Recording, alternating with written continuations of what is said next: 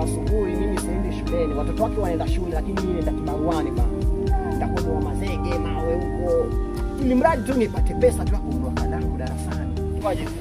Kwa roho kaka, fresh mazuri bana. Bwana majina? Naitwa Planet 254 Planet. Ndio bana. Okay. Planet. Niko na swali la kizushi hapa. Unazungumzia vipi wa mama wa kambo? Hilo swali kweli la kizushi. Songea kidogo kama. Hiyo swali la kizushi. Yes. Mama wa kambo. Yeah. Nashukuru sana mama wa kambo kwa sababu unaona nimevaa nini hapa kaka? Nakuona unyama sana. Hizi ni botiki bro na hizi nguo natoa nje. Au sio?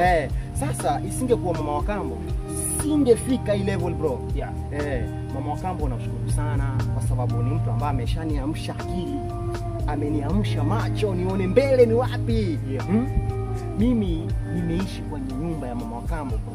Anapenda sana watoto wake, anawalipia ada kimasomo lakini mimi hanilipii, hanijali. Tunajua tena maisha ya usiokuwa na mzazi bana. Kwa hivyo ile mama wa kambo bana alikuwa nikiamka asubuhi mimi siendi shuleni. Watoto wake wanaenda shule lakini mimi naenda kibaruani bana. Nitakwenda mazege mawe huko. Ili mradi tu nipate pesa tu kununua kalamu darasani. Angalau nipate pesa tu kutia kitu tumboni. Unajua tena vijana kuhangaika. Yeah. Kwa hiyo mama wa kambo ni kama amenisaidia sana kimaisha. Yeye mwenyewe alijua kwamba ananikomoa lakini alinisaidia kimaisha sana ndugu yangu. Kwa hiyo katika mimi na watoto wake saizi wana maisha mabaya, hawana maisha. Mimi ndo mwenye maisha kaka. Na ndio maana ananipigia simu, "Uko wapi mwanangu? Nitumanie kitu ninunue kama kitumbua." Unajua tena bro, watu tu. Ndugu yangu mama wa kambo, namshukuru tu. So like kuna vitu umejifunza kupitia mama wa kambo. Mama wa kambo, akili ya mama wa kambo ni kama anaona kwamba anakuadhibu wewe lakini ni kama anakujenga kifikra, au sio? So ni mtu anaweza jifunza kutokana na situation yangu ndugu yangu. Wewe kijana mwenzangu, leo kitu naweza kuwapenia. Wewe chukua tu apply kwa your life, sawa? Mambo yatakuwa mazuri ndugu yangu, au sio? Okay, unawaambia nini vijana ambao wako katika hiyo hali na wapata na wametulia? Vijana wenzangu kama mnanisikia popote. Najua wewe ni blogger, si ndio?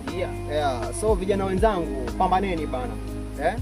Pambaneni. Mwanzo mkijikuta kwenye ile situation ndio mtaamka fresh kichwa. Au si? Akili itapanuka. Siwezi sema ule mama wa kambo aache ule uonevu wake, aache roho mbaya, hapana.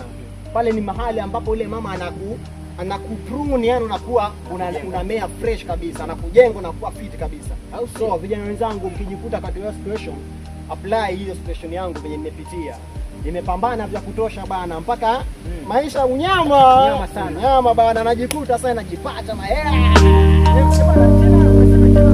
Planet 254 bana. Unyama sana. Nyama kaka. Next time bonga bana. tutapatana tena. Safi. Poa.